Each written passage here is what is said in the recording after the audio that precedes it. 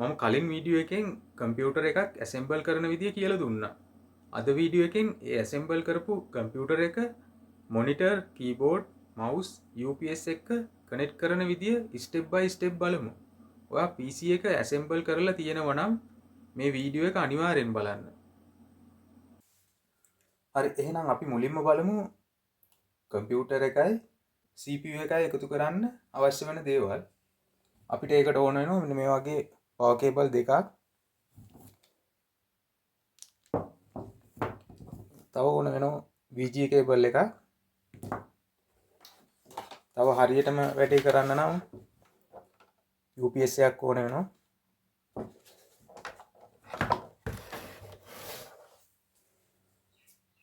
ඊට අමතරව මවුස් එකක් ඕන වෙනවා. කීබෝඩ් එක, කම්පියුටර් ස්පීකර් එක. ඔන්න ඒ ටික අපිට ඕන වෙනවා මොනිටරේ CPU එකයි එකට සම්බන්ධ කරන්න. මම මුලින්ම කියලා දෙන්නම් ඔයාලට මොනිටර් එකට කේබල් සම්බන්ධ කරන්නේ කොහොමද කියලා. මොනිටරේට අපිට අවශ්‍ය වෙන්නේ VGA කේබල් එකයි පවර් කේබල් එකකුයි. හරි, අපි දැන් බලමු ඒක කොහොමද මේකට සම්බන්ධ කරන්න කියලා. හරි, මම මෙන්න මේ විදියට ඔයාලට බලා ගන්න පහසු වෙන්න මොනිටර් එක ඉස්සරහට අරගෙන එනවා.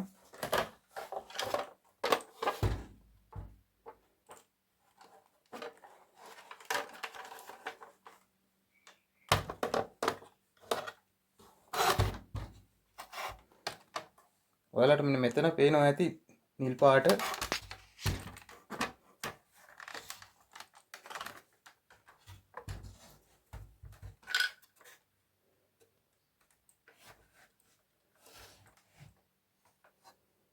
මෙන්න මෙතන නිල් පාට පෝට් එකක් තියෙනවා.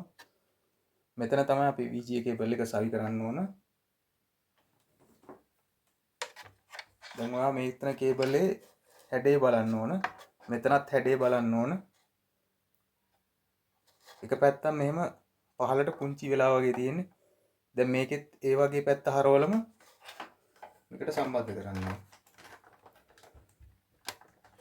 ඊළඟට ඔයා කරන්න ඕන මේ දෙපැත්තේ තියෙනවා ඇන දෙකක්, ඒක තද කරන්න ඕන.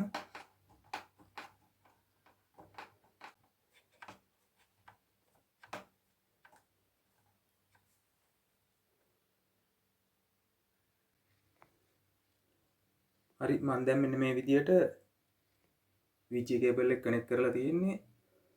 එහෙමම මෙහෙම ඉහළට යනකොට මෙතන තියෙනවා පවර් කේබල් එක සම්බන්ධ කරන තැන.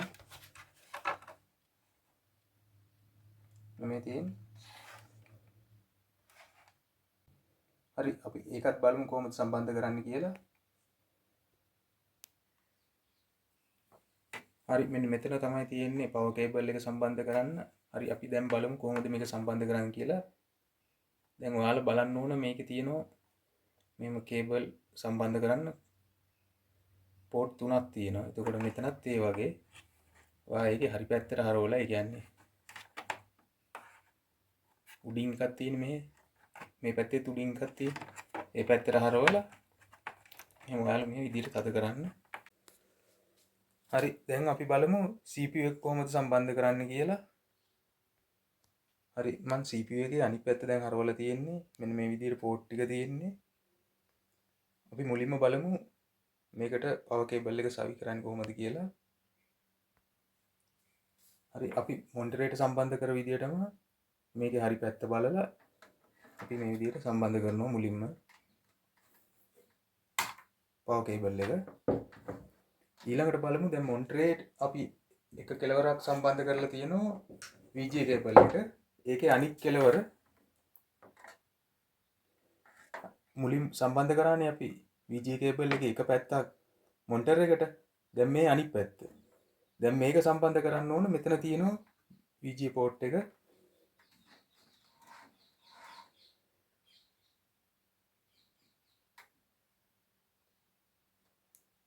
මෙතන ඔයාලා මෙතෙන්දිත් හරියට බලන්න ඕන මේකේ තියෙන ආකාරය මෙහෙම එක පැත්තකට පුංචි වෙන්න වගේ තියෙනවා.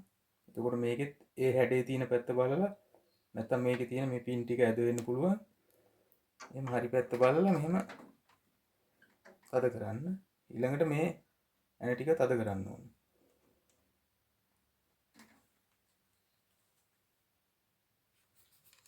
හරි ඊළඟට මම කියලා දෙන්නම් මවුස් එක කොහොමද සම්බන්ධ කරන්න කියලා.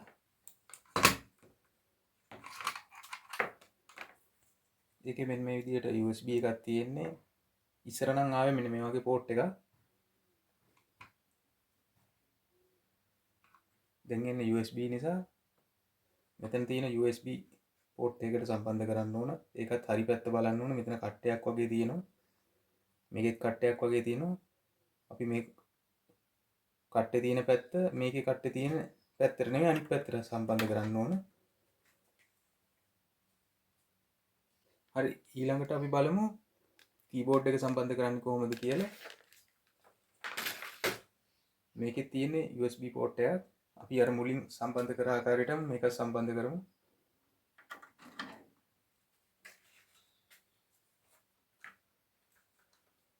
ඊළඟට අපි බලමු ස්පීකර් එකක් කොහොමද සම්බන්ධ කරන්න කියලා.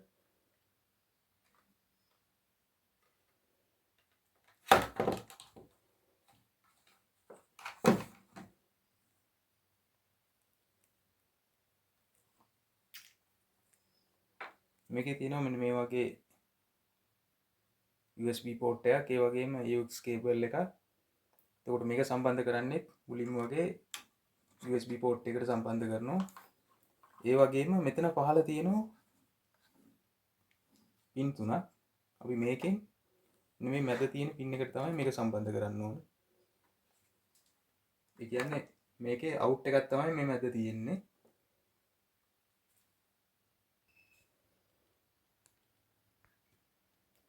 හරි දැන් අපි මෙන්න මේ විදිහට මොනිටර් එක, CPU එක, ස්පීකර්, කීබෝඩ්, මවුස් මේකට සම්බන්ධ කරලා තියෙන්නේ.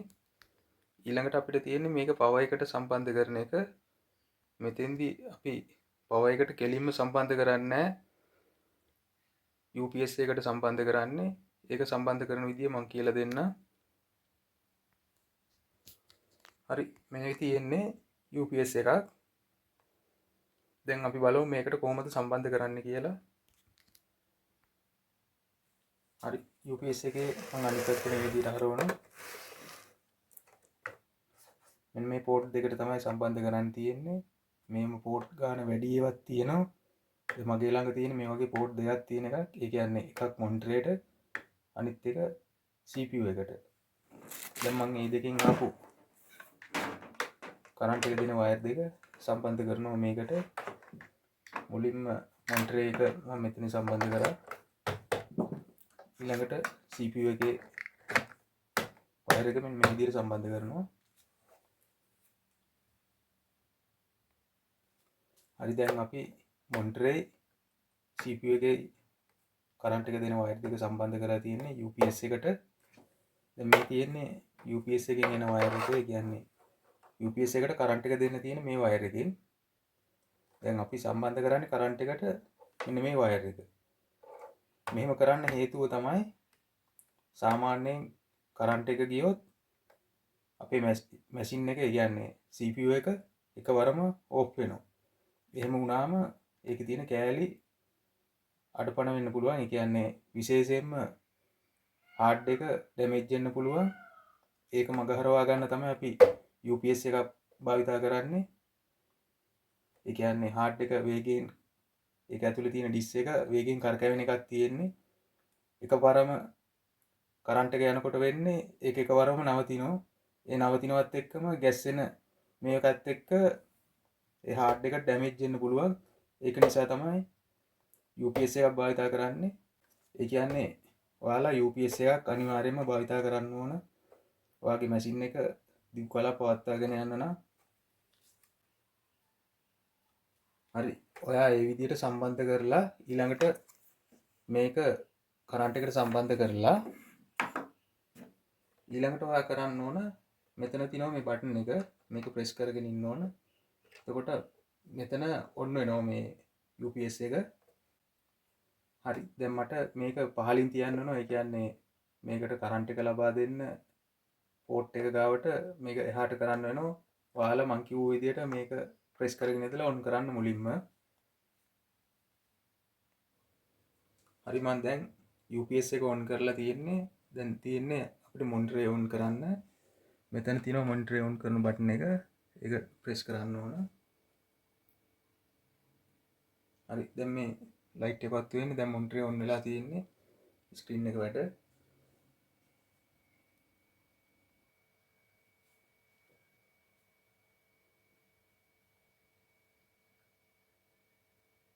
හරි දැන් මෙන්න මෙතන තියෙන්නේ ඔන් කරන බටන් එක.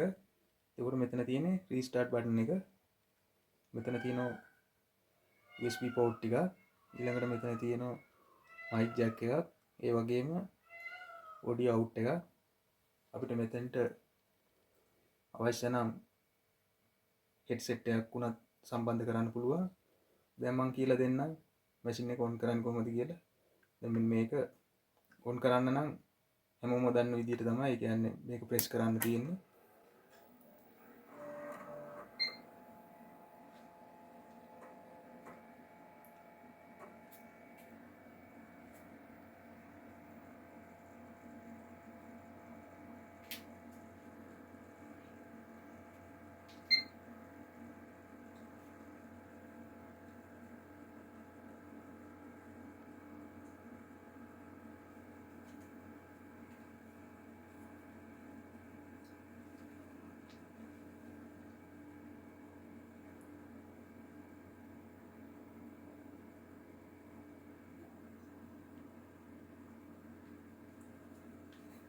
හරි මෙන්න මේ විදිහට මැසේජ් එකක් එන්නේ. ඒ කියන්නේ අපි දැන් මේකට ස්පීකර් එක සම්බන්ධ කරමු නිසා මෙතන ඕකේ දෙන්න ඕන. ඊළඟට මෙතන පහළ තියෙනවා මේකත් ඕකේ දෙන්න ඕන.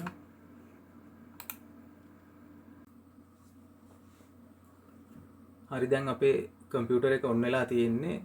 මම ඊළඟට කියලා දෙන්නම් කොහොමද කම්පියුටර් එක ඕෆ් කරන්න කියලා. ඒ කියන්නේ මේක හරි ක්‍රමයක් තියෙනවා. සමහර අය ඕෆ් කරනවා. ඒ කියන්නේ කරන්ට් එක දීපු තැනින්ම එහෙම ඔෆ් කරාම වෙන්නේ ඔයාගේ හાર્ඩ් එක ඩැමේජ් වෙනවා. මම අර මුලින් කිව්ව විදිහට. ඒක නිසා මේකට ක්‍රමයක් තියෙනවා. මම මුලින්ම ඔයාට කියලා දෙන්නම් මවුස් එකෙන් කොහොමද කටයුතු කරන්න කියලා.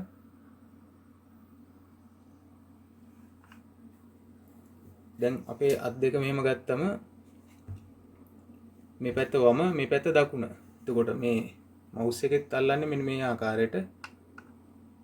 මැද ඇඟිල්ලට ස්කෝලර් එක මේ තියෙන කරකවන්න පුළුවන් වීල් එක ඊළඟට මේ පැත්ත මේ ඇඟිල්ලට මේ පැත්ත මේ ඇඟිල්ලට. එතකොට මෙතෙන්දී මෙහෙම එකක් ක්ලික් මෙහෙම කරාම අපි කියන්නේ ක්ලික් කරා කියලා. එතකොට මෙහෙම දේවතාවක් කරාම ඩබල් ක්ලික් කියලා කියනවා. එතකොට මෙහෙම දකුණු අත පැත්තේ ඇඟිල්ල ක්ලික් කරාම කියනවා රයිට් ක්ලික් කරා කියලා. දැන් මම කියලා දෙන්නම් කොහොමද ෂට් ඩවුන් කරන්න කියලා.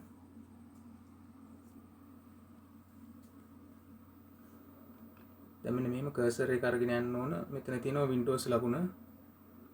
මේක ක්ලික් කරන්න ඕන. මෙහෙම ක්ලික් කරාම මෙන්න මේ වගේ එනවා. මෙතන තියෙනවා ඔන් ඔෆ් කරන බටන් එකක් වගේ එකක්. ඒ කියන්නේ මේක ක්ලික් කරන්න ඕන. මේක ක්ලික් කරාම ස්ලීප් කියලා එනවා, ෂට් ඩවුන් කියලා තියෙනවා, රීස්ටාර්ට් කියලා තියෙනවා. අපි මෙතන ඕෆ් කරන්න ඕන ෂට් ඩවුන් කියන එක ක්ලික් කරන්න ඕන.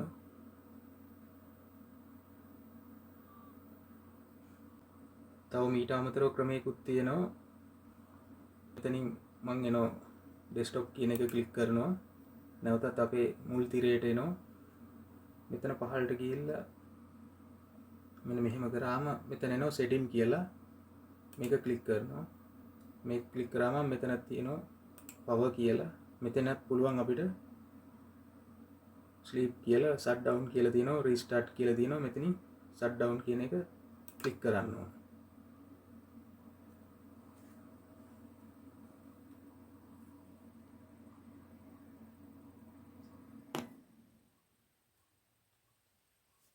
හරි මෙන්න මේ විදිහට CPU එක සම්පූර්ණයෙන්ම ඔෆ් වුණාම තමයි අපි UPS එක ඔෆ් කරන්න ඕන. එහෙම නැත්නම් අපි ෂට් ඩවුන් කරන එකෙන් තේරුමක් නැති වෙනවා. ඔයාගේ හાર્ඩ් එක ඩැමේජ් වෙන්න පුළුවන්. ඊළඟට අපිට අවසාන වශයෙන් කරන්න තියෙන්නේ කරන්ට් එක විසන්ධි කරලා ඔයාගේ UPS එකේ තියෙන ප්ලග් එක පන්නන එක. ඔයා කම්පියුටර් එක ඇසෙම්බල් කරන වීඩියෝ එක බැලුවේ නැද්ද? එහෙනම් මේ වීඩියෝ එක බලන්න. ඊළඟ වීඩියෝ එකෙන් ෆයිල් එකක් කොපි කරන්නේ කොහොමද? ෆෝල්ඩර් එකක් හදන්නේ කොහොමද? ෆයිල් හයිඩ් කරන්නේ කොහොමද? ෆයිල් එකකට පාස්වර්ඩ් එකක් දාන්නේ කොහොමද? සොෆ්ට්වෙයාර් එකක් ඉන්ස්ටෝල් කරන්නේ කොහොමද? මේ වගේ ගොඩක් දේවල් ඔයාලට කියලා දෙනවා. මේ වගේ වැදගත් වීඩියෝ නරඹන්න මගේ channel එක subscribe කරලා bell icon එක click කරන්න අමතක කරන්න එපා.